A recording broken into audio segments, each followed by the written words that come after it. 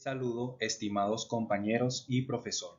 Mi nombre es Daniel Pino y en este momento les vengo a presentar un tema muy interesante de la materia Ingeniería del Software 2.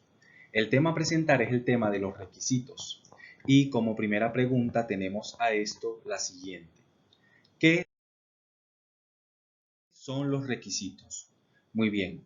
En Ingeniería del Software, un requisito no es más que una necesidad documentada. ¿A qué se refiere esto?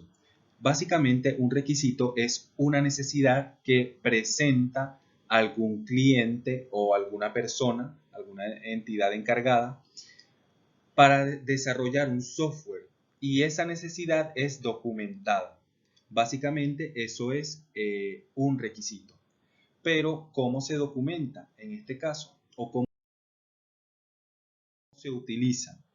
Bueno, básicamente los requisitos se utilizan como datos de entrada en la etapa de diseño de producto. Y acá en esta imagen les coloco un pequeño ejemplo. Como pueden verificar, aquí hay diversas posibilidades para lo que necesitaba el cliente.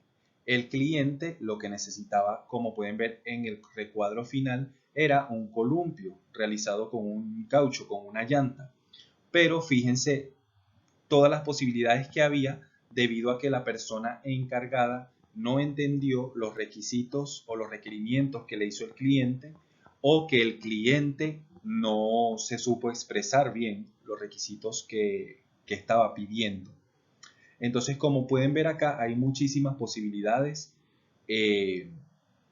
de diversas personas. Muchas veces los desarrolladores no son los que directamente tienen que ver con los requisitos, sino es el Master Scrum, por ejemplo. Pero en este caso vemos que lo que el cliente necesitaba era lo que está en este recuadro final. Entonces, por eso es muy importante realizar una especificación de requisitos bien concisa, bien detallada. Específicamente debe tener las características que vamos a ver a continuación, estos requisitos, para que puedan ser correctos. Muy bien, acá están las características que deben tener los requisitos. Los requisitos, primeramente, no deben ser ambiguos. Ellos deben definir, claramente para qué se van a realizar o qué se busca realizar con cada requisito. No deben tener ideas ambiguas, no deben tener ideas cortadas. Lo segundo es conciso.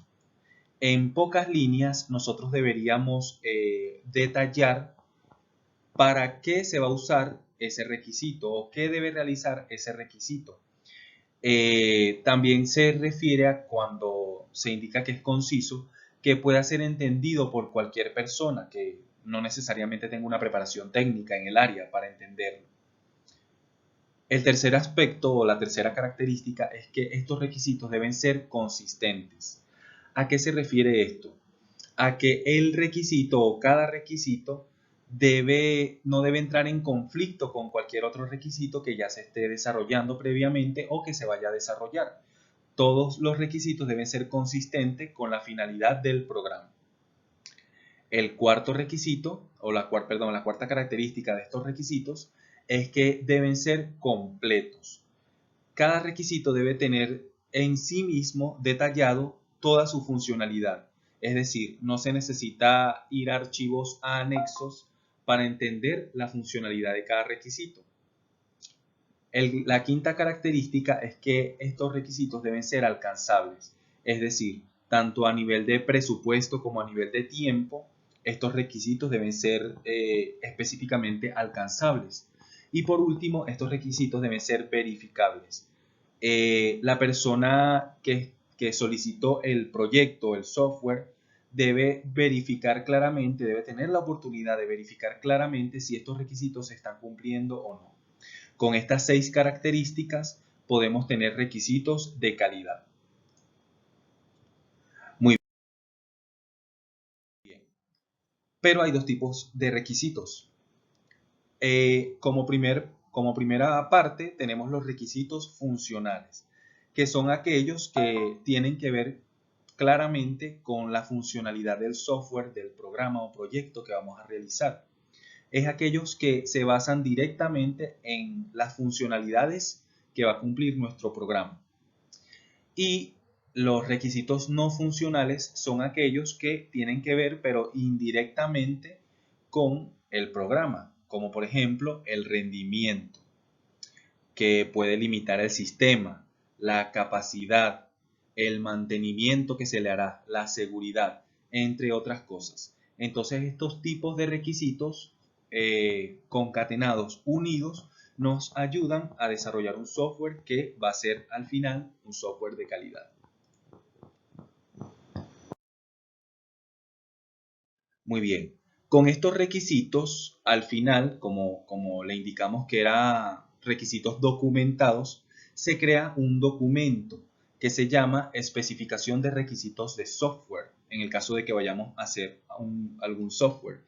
Y esta especificación de requisitos software nos permite entender de manera detallada cuál va a ser la funcionalidad, cómo va a funcionar, cómo opera nuestro software, nuestro proyecto.